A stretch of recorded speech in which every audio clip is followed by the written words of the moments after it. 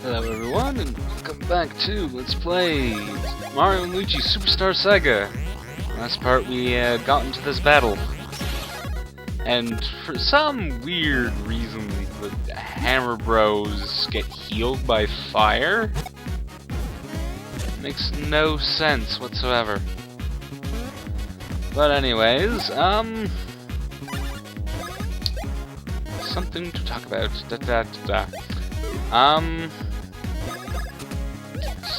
So yeah, just moving on through this.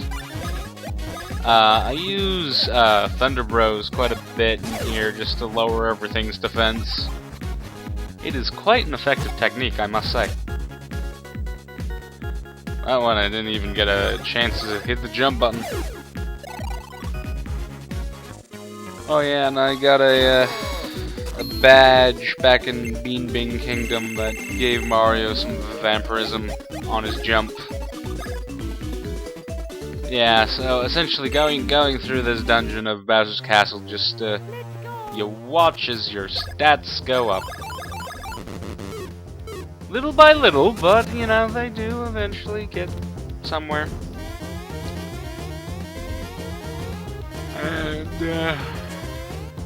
jump it over here, getting shot at.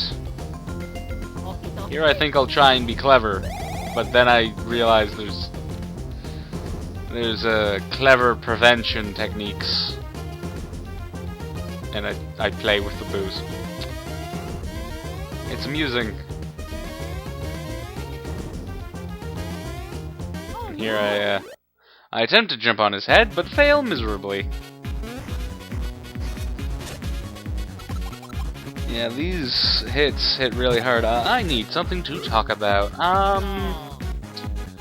In the last part, I talked about Steam, Greenlight, and early access games. I could probably talk about the reason why I was on Steam Greenlight.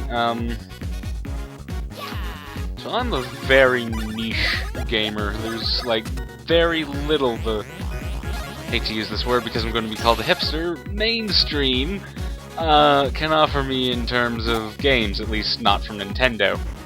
And so, essentially, after squeezing out every single game I like on the sort of area, with a bit of digging, I wouldn't say it's like excessive digging, but there was a bit of digging. I'd like gotten like all the store shop titles of things that I'd like, and put them on my wish list for the next big Steam sale this summer. Totaled it up with the 50% bonus on like most games. Still would not be able to get them all.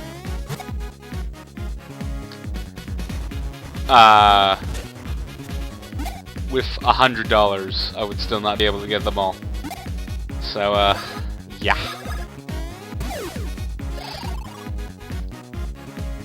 So with the $120, I would be able to get quite a bit.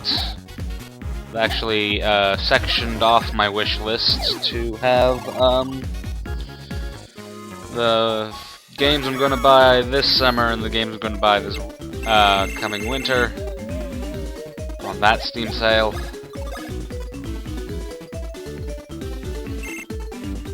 And yeah.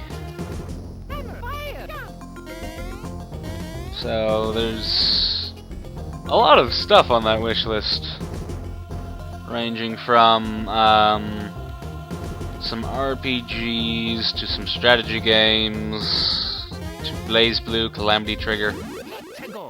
And here the boo hits me, and we're introduced to Bowser's bodybuilding section. I mean, look at that body. He works out.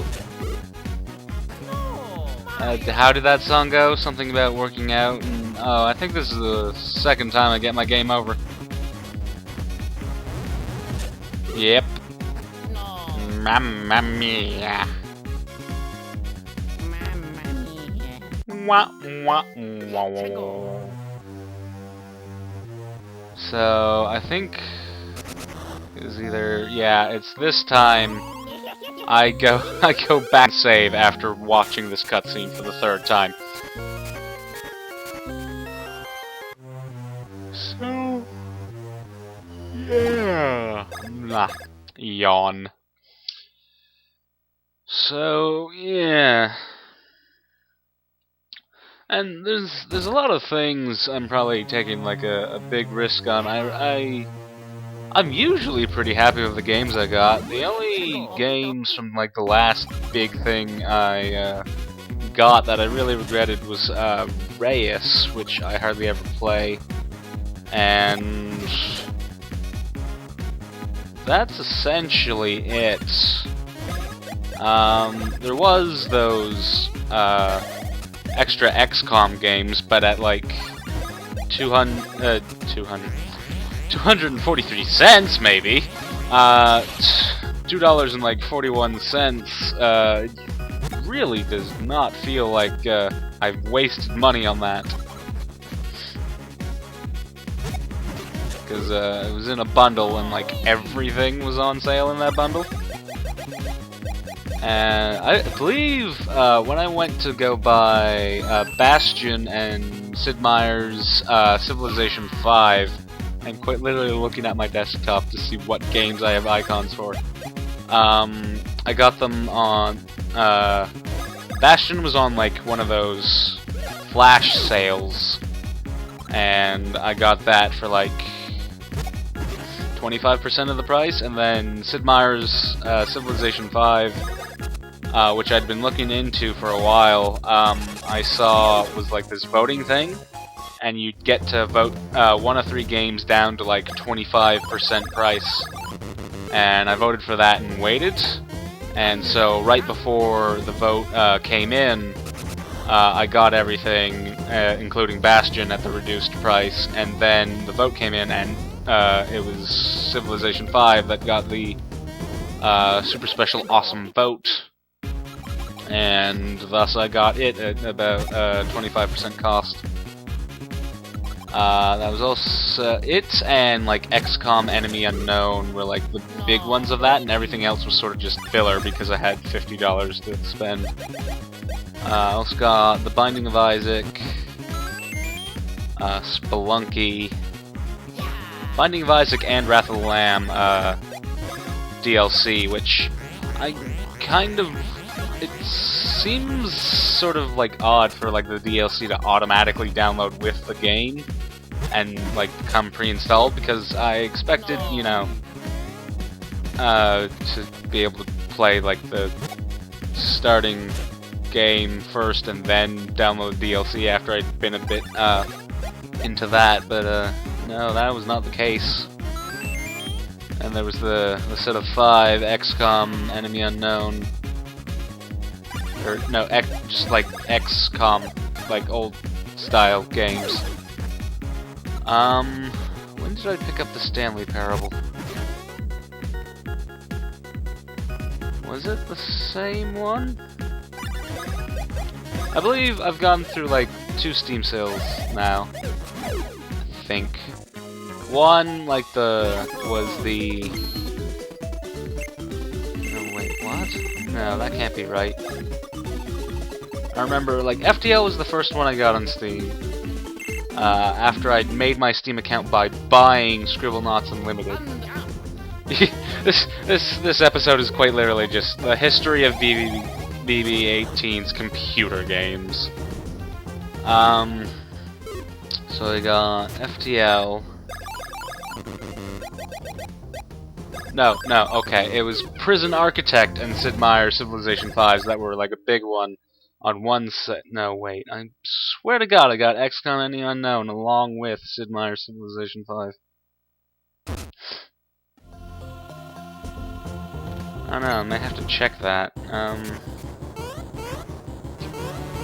But yeah, there's Civilization 5, then Intrusion 2. Intrusion 2, I haven't actually beaten the final boss. The final boss looks freaking awesome, by the way. It's really hard, and like, none of it's really... Oh, this part's fun. It'll like rotate your controller a certain way, so sometimes it's like completely reversed and you're like pushing off, and other times it it's, you know, just turn slightly. Here, I'm just, like, slightly nipped by the fire, where it looks like I shouldn't have been. But I would have been able to complete that had that, like, little nip not happened. And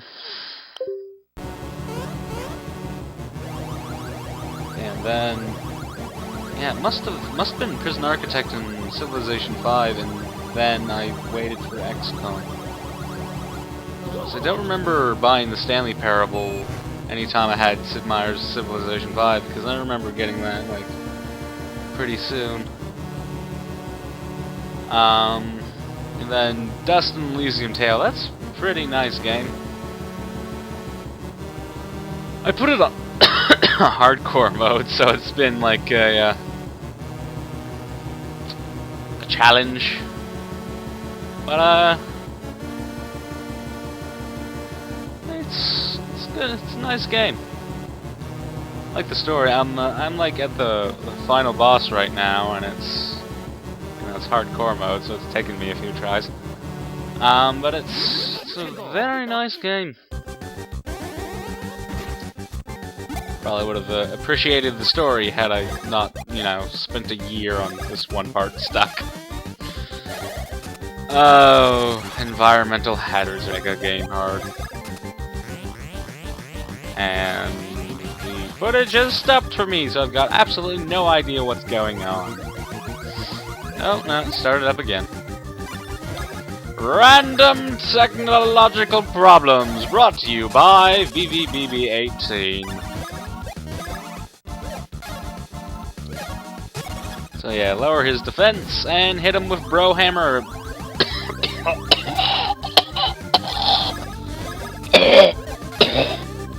Moves. Yeah, I default to using both brothers at that thing. I'm not doing the advanced thing just because it's a bit more tricky, and I just want to get the damage out. And he explodes, giving us a max mushroom. I remember Risk of Rain was bought by this friend who usually pirates games, which is really weird. It was a 4-player thing. He gave it to me, Binary, Ninjas, and himself.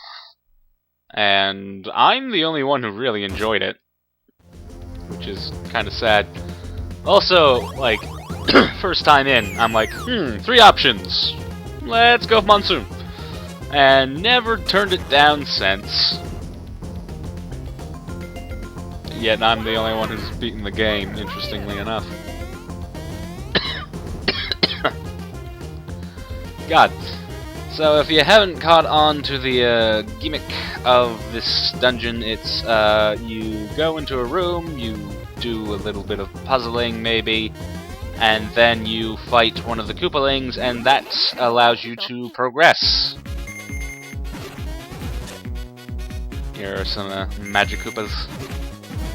This one gets me. Also, I love the fact that the bullet bills are now snipers. They're bullet bills that have a gun that fires bullet bills. It's like Inception, except not. Well, yeah, I believe the crosshairs are small. It'll be small bullet, big bullet, and then if the crosshairs are big, it'll be big bullet and small bullet. Sometimes you'll be able to jump on one and get to the other. Sometimes you'll have to jump again, which is really hard, which really knocks me down. If you jump over one, you're kind of screwed for the next one. In some cases.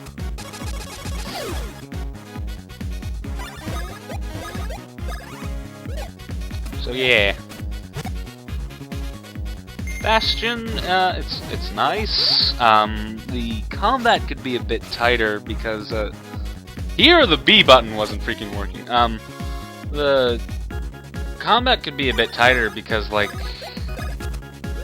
it's like one of those games where it's like it uses only a part of your screen, but it zooms that screen out, so your sensitivity gets whacked.